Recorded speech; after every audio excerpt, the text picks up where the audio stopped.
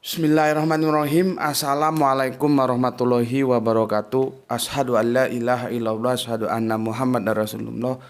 Allahumma sholli ala sayyidina Muhammad wa ala ali sayyidina Muhammad. Kama sholaita ala sayyidina Ibrahim wa ala ali sayyidina Ibrahim bil alamina innaka Hamidum Majid. Sebelum kita lanjutkan kajian kita pada seri yang ke-11 ya.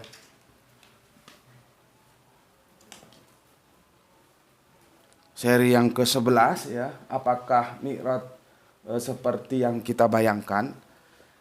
Kita panjatkan dahulu doa kepada Gusti Allah yang Maha Agung untuk saudara kita yang telah memberikan sholawat kepada channel dakwah ini. Semoga sholawat itu menjadi catatan langit amal soleh bagi mereka dan keluarganya kelak. Begitu juga untuk seluruh pewer-pewer tercintaku, terima kasih atas doa baik kalian. Semoga kebaikan doa itu juga tercurahkan untuk kalian semua. Oke. Aku tidak akan berlama-lama, akan segera masuk ke konteks kajian kita karena ada yang terlupakan, nanti aku jelaskan ya. Tapi setidaknya ada komen yang sangat menarik ini, sangat menarik sekali ya. Jadi kerangka berpikir ilmiah gitu, meskipun kita belum tentu menerima tapi juga belum tentu menolak, tapi setidaknya kita tampung dulu ya. Kita tampung. Ini komentarnya bagus-bagus sebenarnya. Ada dari saudara FI, ada dari saudara kita. Bagus-bagus ya, bagus-bagus. Tapi nantilah aku mau menukil itu pun sedikit saja gagasan yang menarik dari saudara kita R ya, yang dia menukil tentang Masjidil Aqsa itu adalah Guangzhou ya, yang di Guangzhou itu Hua Shengxi, yang artinya Masjid Rindu Rasul itu ya. Aku belum tentu menerima, tapi aku juga belum tentu menolak, tapi aku senang dan aku akan menampungnya dulu menjadi sebuah bahan diskusi karena aku baru dengar ini. Kalau masalah di Cina itu ada masjid itu, dan itu bisa dikatakan masjid kuno juga, aku sudah pernah dengar dan ada videonya. Tapi kalau itu dikaitkan dengan apa namanya Isra Mi'raj ya, itu sesuatu yang baru aku dengar kali ini dan itu menarik juga untuk dicermati dulu ya. Jadi begitu kerangka berpikir ilmiah itu begitu. Kita jangan gampang-gampang a priori, ditampung saja dulu. Apakah itu nanti diterima atau ditolak kan setelah kita pelajari gitu. Jadi matur nuwun nuwun untuk Mas R ya. Cuman aku sedikit memberikan analisa yang ini sangat gampang ya. Apakah mungkin itu ya? Kan begini. Kanjeng Nabi itu lahir tahun 570. Ada yang bilang 71, 70. Ya? Ya, benar tuh. Diangkat menjadi rasul itu usia 40. Makanya disebut life begin at 40. Kehidupan dimulai pada usia 40. Berarti ini ada berapa? 610 ya. 610 terus sedangkan di sini begini, Masjid Huaisheng menempati tanah seluas 2.966 meter persegi bermodel kelenteng bermenara putih. Wah, ini detail banget ini bagus nih. Data itu begini detail ya. Masalah benar salah itu nanti kita cek ya. Dibangun pada tahun 618 Masehi ya. 618 ya. Ini sama-sama Masehi semua kan ini. Ini Masehi semua ini. Ya. Masalahnya di sini Mas R, dia akan menjadi sesuatu yang sangat tidak mungkin. Kalau Nabi itu memulai syiar Islamnya aja ada tahun 610. Sedangkan masjid itu dibangun 618, maka ada selisih 8 tahun. 8 tahun ini masih Islam awal di Mekah, nah Kanjeng Nabi masih sibuk menghadapi kafir Quraisy yang bajingan-bajingan itu. Ya. 8 tahun ini kan bisa usia-usia awalnya Islam. Apakah benar Islam sudah sampai ke Cina sana? Kalau sampai ke Cina sana itu lalu siapa yang bawa? Yang berdakwah ke sana itu yang jadi masalah. Tapi nggak apa-apa, ini bagus aku tampung ya. Aku tampung informasinya meskipun aku belum tentu menerima dan aku belum tentu menolak, tapi menarik ya. Nanti kalau misalkan ada yang membawa si A, si B, si C misalkan begitu. Tapi dalam usia 8 tahun ini loh. Ini kan masih masih relatif muda. Karena nanti ujungnya kalau aku menjelaskan Isra Mi'raj itu, nanti Isra itu periode Mekah, Mi'raj itu periode Madinah ya. Periode Mekah yang 13 tahun itu disibukkan oleh kafir-kafir Quraisy. Kapan Islam dibawa keluar dari teritorial Mekah Madinah? Itu kan nanti menjadi relatif juga diskusinya. Ya, itulah yang aku bilang sejarah. Tapi ya bukan berarti sejarah itu bisa diabaikan begitu saja. Ya, seperti ke Indonesia ini sebetulnya itu aku ngobrol dengan teman-teman yang dulu alumni IKIP, kalau sekarang sekarang Universitas Negeri Malang, dulu namanya IKIP. Mereka kan paling jago sejarah. Itu juga debatable apakah Islam itu seperti yang kita terima waktu kita sekolah, datangnya seperti itu, atau yang dari ada yang bilang berpendapat dari Turki sana langsung masuk ke lewat Palembang dulu muter. Kalau kita kan dulu dari Jazirah Arab masuk ke Gujarat dulu, ke India, baru ke sini gitu. Tapi tidak apa-apa, ini bagus ya. Cuman dalam waktu yang relatif cuman 8 tahun, ini aku agak sangsi Mas. Kalau di sana itu sudah ada masjid yang bangun dengan semegah itu, semewah itu ya. Nggak tanggung-tanggung loh, 2.966 meter persegi ya. Tanahnya itu ya, tanahnya kan luas itu ya, tapi tidak apa-apa bagus. Cuman aku agak terkendala 8 tahunnya ini Mas. 8 tahun ini kan Nabi masih sibuk ngurusi si Abu Jahal dan abu-abu yang lain itu ya. Kecuali nanti ke era para sahabat bahwa Islam itu diekspan, didakwakan keluar gitu. Oke, itu aja. Berikutnya ada yang terlupakan tuh begini. Maaf, kemarin aku terlupakan ya. Sebetulnya kan Isra itu sudah kita tutup, sudah selesai, kita ke Mi'raj. Akhirnya aku mundur lagi karena aku lupa. Gini. Kalau kita lihat depak ya, surat Al-Isra 17:1 itu dia cuma satu ayat, satu perikop. Ini Mas. Lihat. Dah. Satu ayat, satu perikop. Baru nanti berikutnya di ayat kedua perikop baru. Lihat ini. Sudah? Ini kalau kalian lihat di apa? Al-Qur'an digital nggak bisa, harus ke Al-Qur'an cetakan depak ya. Nah, aku mau jelaskan. Jadi di sini depak masih memahami Isra Mi'raj itu secara mainstream ya. Makanya surat Al-Isra 17 ayat 1 itu dibikin perikop sendiri. Perikopnya adalah Isra dari Mekah ke Baitul Maqdis sebagai penghormatan terhadap Nabi Muhammad Shallallahu Alaihi Wasallam. Ya. Baru di ayat kedua sudah ada perikop baru yang judulnya penghormatan terhadap Nabi Musa alaihissalam dengan menurunkan Taurat kepadanya. Ya. Jadi kerangka berpikir depak dia sadar karena mengikuti kerangka berpikir mainstream dalam menerjemahkan Al-Quran, dua ayat ini putus. Tidak ada koneksitas, tidak. Jadi lose contact gitu ya. Lose contact. Nah, sekarang kita bertanya, apakah benar begitu?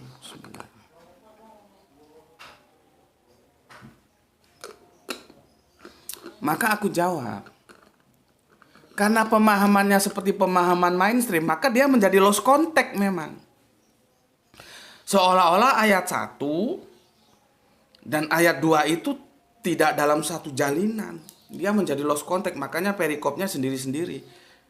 Bayangkan satu ayat satu perikop, itu kan aneh. Gitu ya. Tapi kalau memang itu benar, bagaimana bisa kita bilang benar? Makanya kita ajukan sebuah pertanyaan kepada teman-teman kita yang berpikir mainstream ya. Sebetulnya esensinya apa? Kemarin kan kita sudah bahas. Esensinya apa Kanjeng Nabi kok harus Isra itu apa? Yang menjadi trigger itu apa? Kalau dia tidak disandarkan terhadap historikal kehidupan Kanjeng Nabi ketika dakwah, nggak bisa kita menemukan esensinya. Ini seperti ini kan ngawur ini. Ya esensinya Isra dari Mekah ke Baitul Maqdis sebagai penghormatan. Penghormatan apa? Nggak ada konteksnya tentang penghormatan. Esensinya itu kita sudah kemarin di seri berapa kita bicarakan. Isra itu ternyata dari Yakob, dari Musa, dari Lut sampai Kanjeng Nabi Muhammad. Esensinya itu adalah penyelamatan dari ancaman. Tuh. Itu yang menjadi trigger. Kenapa Kanjeng Nabi harus melakukan Isra dilanjutkan Mi'raj? Karena mendapatkan ancaman. Kalau nggak ada ancaman, untuk apa Isra? Gitu loh. Makanya untuk mereka yang masih bertahan bahwa Masjidil Aqsa itu ada di Baitul Maqdis sana, di Palestina sana. Aku mau tanya, apa yang menjadi trigger kok Kanjeng Nabi harus Isra itu apa? Kan nanti jawabnya asumsi-asumsi. Coba kalau kita sandarkan sejarah. Dan itu sesuai dengan ayatin bainatin. Jadi ayat per ayat dari Al-Quran kita kumpulkan tentang Isra. Semua Nabi itu Isra karena menghindari ancaman. Kanjeng Nabi Muhammad juga menghindari ancaman pembunuhan yang sudah dirancang oleh Abu Jahal dan Abu yang lain. Maka dia Isra, berjalan rahasia, berjalan malam. Yang gerakannya itu kita sebut hijrah. Isra itu tekniknya. Begitu. Nah, kalau ini kita pahami sesuai dengan konteksnya, yaitu penyelamatan, maka dia tidak perlu ada perikop lagi. Dia nggak lose contact terhadap ayat yang kedua, bahkan yang ketiga. Ya, aku baca begini supaya kalian gampang acceptable. Sudahlah, aku sementara ikut depak aja dulu ya. Kalau aku kan maha aktif Allah, tapi ini maha suci, oke lah. Yang penting kalian ngerti sebetulnya yang ayat ini nyambung gitu loh ya, bukan lost context seperti depak begini. Kalau kita tahu triggernya, tahu esensi Isra itu untuk apa dan karena apa gitu ya. Oke. Maha suci Allah yang telah menjalankan hambanya pada suatu malam dari Masjidil Haram ke Masjidil Aqsa yang telah kami berkahi sekelilingnya, agar kami perlihatkan kepadanya sebagian tanda-tanda kebesaran kami, sesungguhnya dia adalah maha mendengar lagi maha melihat. Nah, sampai di situ ayat kedua bilang, dan kami berikan kepada Musa kitab Taurat dan kami jadikan kitab Taurat itu petunjuk bagi Bani Israel dengan firman, janganlah kamu mengambil penolong selain aku. Ayat ketiga, anak cucu dari orang-orang yang kami bawa bersama Nuh, sesungguhnya dia adalah hamba yang banyak bersyukur. Lihat, dia menjadi lost contact. Karena apa? Karena nggak tahu triggernya apa? Triggernya orang Isra itu apa sih? Makanya kemarin aku ajak kalian untuk menelaah esensinya apa Isra itu. Esensinya penyelamatan. Nah, kalau kita mengerti esensi yang menjadi trigger dari Isra itu adalah penyelamatan, maka dia tidak menjadi lost contact. Dia justru menjadi suatu konteks yang utuh, bahwa Gusti Allah juga menyelamatkan Kanjeng Nabi Musa, Gusti Allah juga menyelamatkan Kanjeng Nabi Nuh. Begitu juga Kanjeng Nabi Muhammad diselamatkan. Lalu di narasi mana itu bisa kita lihat? Kita akan melihatnya di bagian terakhir dari ayat kedua. Janganlah kamu mengambil penolong selain aku. Lihat. Jadi yang menolong Kanjeng Nabi Musa, yang menolong Kanjeng Nabi Nuh, itu ya Allah. Jadi ayat ini memberikan semangat kepada Kanjeng Nabi, tentunya sekarang kepada kita. Kanjeng Nabi kan mewakili kita, bahwa janganlah kamu mengambil penolong selain aku. Intinya di situ. Jadi ini ayat gak lost context. Gak perlu dia jadi dua perikop seperti di satu ayat satu perikop, kan aneh. Dulu, ya. Paham ya di situ? Oke, terima kasih. Ini harusnya di Isra dulu, tapi lupa, akhirnya balik lagi. Ya. Lihat ini di ayat keduanya itu kan kamu baca, janganlah kamu mengambil penolong selain aku. Jadi ini semua berbicara penyelamatan. Seperti esensi yang sudah kita kaji. Penyelamatan itu kenapa dilakukan? Karena ada ancaman. Lah itulah menjadi trigger sehingga harus Isra. Lah kalau yang seperti main sini paham, triggernya apa? Penghormatan. Masa penghormatan? Pengamatan yang bagaimana? Nggak historikal dia. Ya, oke. Itu sudah aku jelaskan ya. Sekarang kita menukil lagi sebuah hadis. Karena apa? Hadis ini juga menarik ya, tentang surga. Ya. Kanjeng Nabi itu ya menjanjikan ya. Tentunya Kanjeng Nabi itu menjanjikan lewat informasi yang juga dijanjikan oleh Allah. Nabi itu kan Rasul risalah ya, menyampaikan risalah. Jadi gini, Allah itu menjanjikan surga bagi hamba-hambanya. Aku, kamu, kita dan semuanya hamba-hamba Allah itu yang beriman dan beramal soleh itu dijanjikan surga gitu loh ya. Gambaran kenikmatan surga itu banyak kalau kita lihat ya di dalam Al-Qur'an ataupun hadis-hadis Kanjeng Nabi itu banyak ya. Oke. Dalam hadis-hadis yang disampaikan oleh Imam Abu Al-Husain Muslim bin Al-Has ya, Al-Kushairi An-Naisaburi atau Imam Muslim, ini nama Arab, ini sulit-sulit ya. Rasulullah mengungkapkan nikmat surga yang tidak terbayangkan oleh manusia. Ya, pahamin dulu ke introduction-nya. Hadis-hadis tersebut tertulis dalam Sahih Muslim. Ya, Rasulullah mengungkapkan bahwa nikmat surga itu belum pernah terlintas ya, atau yang kata-katanya biasanya terbetik gitu ya, terlintas atau terbetik dalam benak manusia ya, bahasanya sama lah artinya ya, nanti ada yang terlintas ada yang terbetik ya. Artinya manusia tidak bisa membayangkan betapa nikmatnya surga yang diperuntukkan bagi hamba-hambanya yang soleh itu seperti apa. Itu kita tidak bisa bayangkan. Makanya biasanya dalam penjelasan Al-Quran itu dalam edisi misalan, supaya bisa dimisalkan, diperumpamakan. Surga itu perumpamanya seperti ini loh. Perumpamaan surga itu gini loh, misalan gitu. Tidak berkata bahwa surga itu ini, enggak. Artinya Allah lewat Kanjeng Nabi ya, baik itu di dalam Al-Qur'an maupun dalam hadis, menginformasikan surga itu dalam misalan, dalam perumpamaan. Aku kan sudah pernah jelaskan, Allah itu memang kadang-kadang menjelaskan itu lewat perumpamaan. Begitu juga surga. Ya. Kembali lagi ya, masalahnya begini. Hadis itu relatif. Kalau Al-Quran itu absolut. Masalahnya kalau aku bicara tentang hadis ini, kamu terima atau kamu tolak, itu aja. Kalau kamu terima ya boleh-boleh saja, kamu tolak ya boleh-boleh saja. Kalau aku terima. Gitu ya. Karena apa? Hadis itu perlu diteliti. Tadi kan kita sudah di awal membicarakan dengan masjid di Cina ya. Kan dulu kita senang sekali dengan hadis, tuntutlah ilmu walaupun sampai ke negeri Cina. Tuntutlah, pokoknya ada kajian-kajian ayat itu, hadis itu terlalu dipakai sebagai introduction. Dan kita asik, kita kira itu hadis. Ternyata setelah diteliti itu kan bukan hadis. Akhirnya kita sepakat, oh ternyata itu hanya penyemangat aja. Ya enggak apa-apa. Toh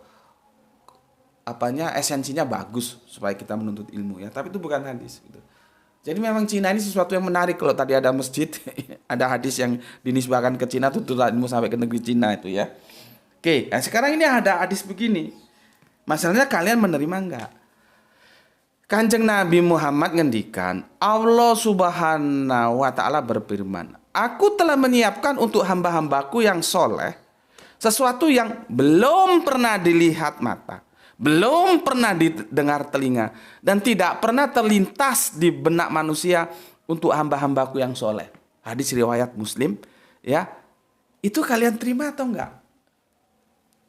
Kalau kalian enggak terima, misalkan enggak apa hadis itu doib, ya aku enggak bisa menjelaskan nanti di surat An-Najm tentang yang ke-15 itu, tentang surga itu. Ya. Kalau kamu menolak hadis itu. Tapi kalau kamu nolak, aku mau tanya, dasar menolaknya apa? Kan harus ada gitu loh. Seperti aku menolak hadis itu ya Muslim, seperti ini Muslim. Kanjeng Nabi naik turun Dari 50 sampai sholat 5 itu aku menolaknya dasarku karena Nabi itu samina wa ta'na, nggak mungkin ada berganding dengan Allah. Apa yang Allah katakan ya Allah langsung katakan dan Nabi menerima posisinya. Given, tidak bergaining seperti itu, maka aku tolak hadis itu meskipun itu muslim gitu loh. Nah, kalau kamu menolak hadis ini, aku justru ingin tahu dasarnya nolak apa. Siapa tahu kamu benar. Gitu loh. Kalau aku dalam posisi menerima, ya maka aku ulangi lagi, surga itu belum pernah dilihat oleh mata, belum pernah didengar oleh telinga, dan belum pernah hadir dalam lintasan kita, dalam benak kita. Belum pernah. Dan itu berlaku universal. Bukan hanya kita saja, Nabi pun belum. Gitu loh. Makanya kan aku mendekonstruksi ini, itu kan dulu waktu kita diskusi tentang surga itu sudah ada atau belum sih gitu loh. Ya. Ya teman-teman mengatakan sudah, ini Nabi sudah melihat surga. Nah, kalau Nabi melihat surga, ya tentunya dia bertentangan dengan hadis Muslim ini. Belum ada yang pernah melihat surga. Gitu loh. Ya. Belum ada yang melihat surga. Coba buka no surat 53 15. Di sini aja. Di sini. 53 15 ya. Jadi isimnya sudah kamu pelajari kan? Isim, aduh. Ya. Ini aku hanya mereview loh ya. Isim itu ketika dia isim zat harus dipanai isim zat. Kalau isim makna harus isim makna. Salah memaknainya salah. Ya. Seperti ini ya. Surat 53 ayat yang ke-14. Yang ke-15 ya. Jannatul ya.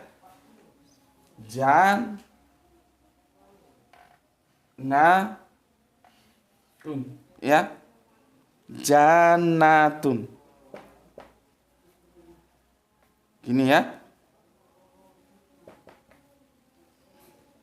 Nih. Ini Jannatun ini ya. Ini pemahamannya harus tepat. Dia dipahami sebagai isim makna atau isim zat. Gitu loh. Kalau isim zat, maka dia adalah taman atau kebun. Kalau dia isim makna, maka dia surga itu. Gitu loh. Ya. Masalahnya kalau dia dipahami seperti Depak menerjemahkan surga, terus Kanjeng Nabi melihat surga, bertentangan dengan hadis Muslim tadi. Tidak ada yang pernah melihat surga hingga detik ini. Jadi belum ada. Ya, Nabi sekalipun belum. Maka di surat An-Najm 53, 15 itu terjemahan Depak itu bermasalah. Seharusnya bukan surga, tapi kebun. Ini loh. Kebun. Kalau kebun dia dengan hadis jalan. Tapi kalau surga dengan hadis benturan. Karena hadis mengatakan tidak ada yang pernah melihat, ya, terbetik pun belum. Gitu loh. Ya.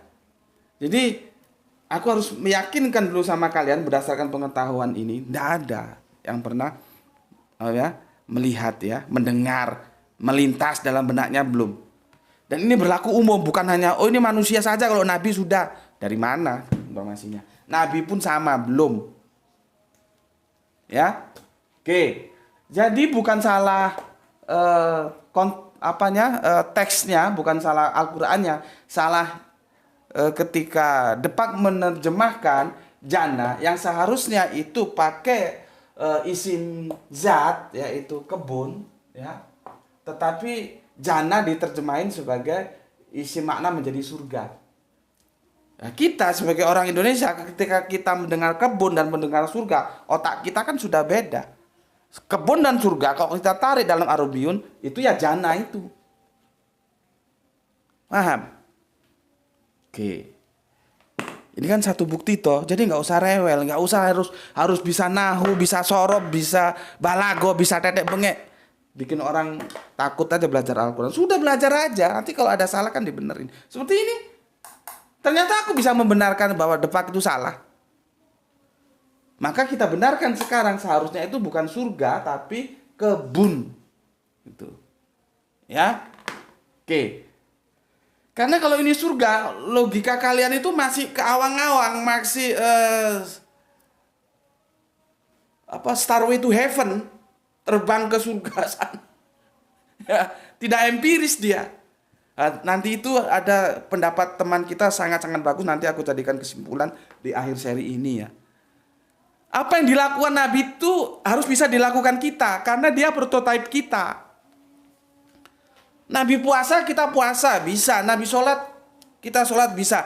Nabi Isra Mi'raj, kita juga bisa Isra Mi'raj. Dan bukan bisa, harus. Tinggal lihat bagaimana kondisi dan situasinya. Nah kalau diterjemahin seperti di awang-awang, shot ke Masjidil Aqsa, shot ke Sidratul Muntaha, dan Sidratul Muntaha dipahami secara salah, bisa nggak? Empiris nggak itu? Bisa nggak dimasteri manusia? Siapa manusia dikasih waktu? Udahlah nggak usah 24 jam. Berapa jam minta? Bisa. Shot, terus turun lagi. Jadi, tapi ya itu namanya menyampaikan kebenaran itu bukan seperti kita kasih lombok, dia makan, dia pedes. Itu enggak bisa. Apalagi kita mendongkrak pemikiran yang sudah lama dan berkarat. Ya. Oke, surga sudah aku pastikan ya. Maka itu harus diterjemahkan kebun atau taman, bukan surga. Ya. Jadi seharusnya bahwa di dekatnya ada taman tempat tinggal, ada kebun tempat tinggal, bukan ada surga tempat tinggal. Orang hadisnya sudah jelas kok, belum ada yang melihat. Melihat, terbetik, mendengar itu belum. Nanti setelah kita kiamah. Kiamah itu kebangkitan. Setelah segala amal perbuatan diperhitungkan. Baru di sana kita main. Sekarang belum, masih informasi saja yang kita terima tentang surga itu. Maka sekali lagi harus dipahami, bukan Al-Qur'annya yang salah, penerjemahannya yang salah, tidak tepat.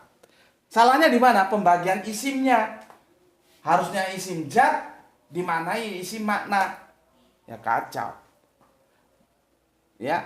Nah, sekarang dia kebun.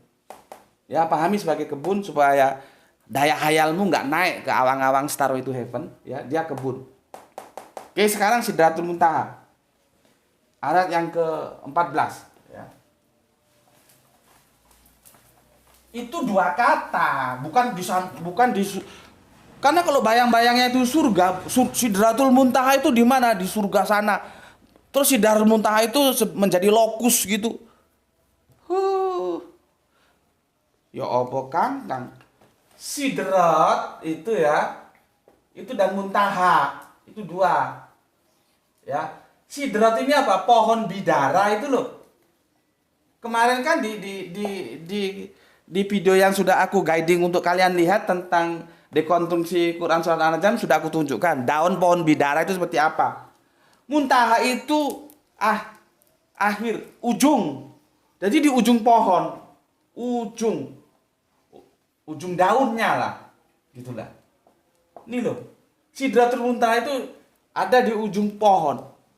Kanjeng Nabi itu melihat ada di ujung pohon, gitu loh. Ya, bukan Sidratul Muntaha tempat dan itu tempatnya di surga sana.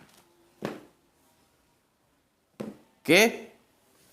Jadi dari sini aku sudah berikan sebuah penjelasan yang sangat jelas sekali bahwa Quran Surat An-Najm surat 53 itu dari mulai ayat 1 sampai 12, kemudian 13 dan 18 dan fokus di ayat 14 dan 15 sama sekali tidak menginformasikan kepada kita tentang apakah Kanjeng Nabi Mi'raj. Tidak. Kalaupun itu diambil sebagai argumentasi untuk mengatakan Kanjeng Nabi Mi'raj, itu asumsi, dan asumsinya sudah kita buktikan patah. Ya, patah, enggak argumentatif. Karena terjadi kesalahan penerjemahan. Tuh. Ya. Oke.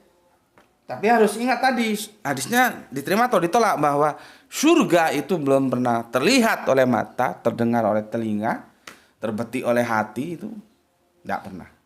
Ya, nanti setelah segala sesuatu diperhitungkan setelah kiamat. Oke, coba aku lihat itu dulu. Nanti apakah ada yang perlu aku tambahkan? Nah, begini korelasinya nanti tentang hadis Muslim tadi tentang surga itu ada, supaya lebih mantap. Jadi enak gitu loh. Ada rangkaian-rangkaian Al-Qur'an yang itu menjadi indah. Dia pasal terpencar, tapi kalau kita analitik dengan jenius, dia menjadi suatu rangkaian yang indah. Ya, oke, aku hapus ini. Ya. Jadi hadis tentang surga itu kita belum tahu apa-apa tentangnya, kita hanya mendapatkan informasi, itu pun dalam perumpamaan, itu hadisnya Muslim. Ya, hadis Muslim, hadis riwayat Muslim. Ya, tentang surga itu tadi. Ini jannah yang surga, bukan jannah yang kebun, ya. Bukan jannah yang taman. Jadi jannah yang dalam isim makna, bukan isim zat, ya. Surga, ya. Tapi kalau guruku nggak mau loh bilang surga itu. Guru aku nggak mau dimarahi. Jangan bilang surga. Apa jannah gitu. Ya wes manut. Nggak mau guruku itu. Dia bilang surga itu diambil dari perspektif apa ya dulu dia swarga loka gitu ya, surga loka. Hindu. Nanti kalau dalam apa ya agama lain ada istilah-istilah lain gitu ya. Jadi orang Jawa bilang masuk ke Jawa menjadi swarga luka. Ya. Swarga luka. Jadi tidak mau, guruku itu maunya nggak usah surga apa, ya sudah jannah aja gitu. Ya wis gitu. Ya. Nah, ini ternyata terkoneksi dengan ini Quran surat As-Sajadah, ya. As-Sajadah, ya, surat nomor 3217. Ya. Jadi klop dia. Salah satu sisi hadis riwayat Muslim ini mengatakan surga itu belum pernah diterima oleh mata, telinga, dan hati. Begitu juga terkoneksi dengan Quran surat As-Sajadah ayat 3217, ya. Aku baca dan perhatikan di Al-Qur'anmu ini. Bismillahirrahmanirrahim. Maka tidak seorang pun, dia universal, tidak ada pengecualian. Dia mujmal, dia umum, tidak khusus. Jadi kalau sudah, maka tidak seorang pun, ya nabi itu juga orang, maka dia juga para nabi itu masuk ke sini. Gitu loh. Makanya aku heran, di surga ketemu nabi ini, di surga ketemu nabi ini. Gitu ya, percaya itu loh repotnya. Ya. Sedangkan Al-Qur'an sudah mengatakan, maka tidak seorang pun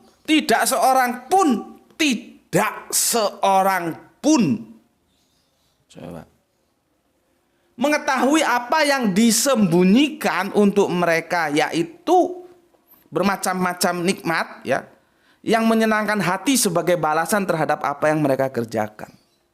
Masih disembunyikan sama Allah. Dulu. Kok ada yang bilang di sini ketemu ini, di sini ketemu ini, itu ketemunya nggak tahu, aku ketemunya di langit apa di surga tuh. Kalau di langit terus ya opo ngawang ngono po.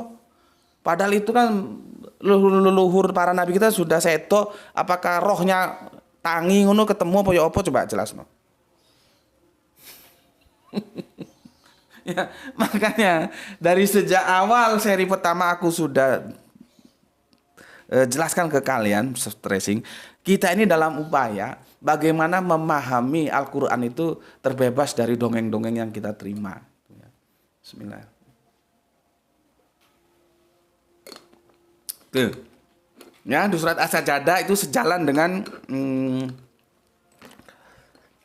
hadis tentang surga dari riwayat Muslim. Lengkapnya itu begini. Ini ada yang lebih panjang tuh begini ya. Aku bacakan supaya kalian benar-benar nanti bisa legowo, menerima, tidak lagi berat bahwa An-Najm ini tidak ada hubungannya dengan Mi'raj, tidak ada. Ini tidak bisa digunakan sebagai argumentasi bahwa Kanjeng Nabi pernah Mi'raj.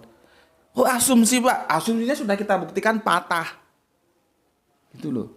Kecuali kalau Isra, itu jelas di surat Al-Isra ayat pertama yang seperti aku katakan, dia tekstual, kita tidak bisa bantah. Ya. Oke, ini lengkapnya begini. Telah menceritakan kepada kami Harun bin Ma'ruf dan Harun bin Sa'id Al-Aili. Nah, ini kan repot bahasa Arab ini ya. Ada Ali, ini Aili. Kodanya berkata, telah menceritakan kepada kami Ibnu Wahab, telah menceritakan kepadaku Abu Sakr, bahwa Abu Hazim telah menceritakan kepadanya. Ini sanadnya ya, rangkaiannya. Ia berkata, aku mendengar Sahal bin Sa'id ya, As-Sa'idi berkata, aku menghadiri majelis Rasulullah. Di majelis itu beliau menggambarkan surga hingga usai. Ya, ini agak panjang ini ya. Ini lengkapnya begini. Di akhir pembicaraan Rasulullah ngendikan, berucap, maksudnya di dalam surga ada sesuatu yang belum pernah dilihat mata, belum pernah didengar telinga, dan tidak pernah juga terlintas di benak manusia. Nah, itu Kanjeng Nabi yang bilang. Kecuali kamu tidak menerima hadis ini, ya lain cerita lagi nanti. Kita debat lagi nanti. Ya. Setelah itu Kanjeng Nabi membaca ya. Lambung mereka jauh dari tempat tidurnya dan mereka selalu berdoa kepada Rabb-nya dengan penuh rasa takut dan harap. Ya. Jadi rojak dan khauf ya. Serta mereka menafkahkan apa-apa rezeki yang kami berikan. Ya, tak seorang pun mengetahui berbagai kenikmatan yang menanti, ya, yang indah dipandang sebagai balasan bagi mereka atas apa yang mereka kerjakan. Surat As-Sajdah ayat yang ke-16 sampai yang ke-17. Suratnya surat yang 32, ya. Itu lengkapnya untuk melengkapi. Jadi dia terkoneks antara hadis dan Al-Quran sejalan. Baik dengan surat As-Sajdah sejalan, hadis Muslim ini. Baik dengan surat An-Najm juga sejalan. Ya, itu yang bisa aku sampaikan. Dan untuk teman-teman yang pakai celana, kecuali yang pakai rok enggak usah, yang pakai celana. Jadi kalau Anda merasa pakai celana, ayo kita segera mempersiapkan diri berangkat ke masjid sholat Jum'ah ya. Dan sudah aku sampaikan kalau yang setuju monggo jangan lupa sholat Jum'ah kita kerjakan, sholat duhur juga kita kerjakan. Bagi yang belum bisa menerima ya tidak apa-apa, silahkan jalankan seperti apa yang sudah kalian jalankan. Itu saja ya. Aku beri stressing lagi, kalau kamu pakai celana, ayo kita Jumatan, kita penuhi masjid-masjid kita. Ini adalah Yaumul Jum'ah, hari Id, hari raya kita. Masa sih kita nggak mau merayakan, orang suruh sholat aja apa beratnya gitu loh ya. Kalau kamu nggak mau ya kamu nggak usah pakai celana, pakai rok gitu, supaya kamu nggak kena kewajiban untuk sholat Jumat gitu. Oke, sampai ketemu lagi di seri ke 12. Kita akan membicarakan tentang as-sholatu mirajul mu'minin, sama dengan menanggapi komentar-komentar. Ada 2 komentar teman kita yang bagus ya, yang tentang bagaimana apa yang dikatakan Kanjeng Nabi itu kan prototipe, harus juga kita bisa lakukan gitu ya. Terus ada lagi apa itu saya lupa. Besok kita bicarakan di seri yang ke-12. Oke, matur nuwun. Bismillahirrahmanirrahim. Alhamdulillahirabbil alamin.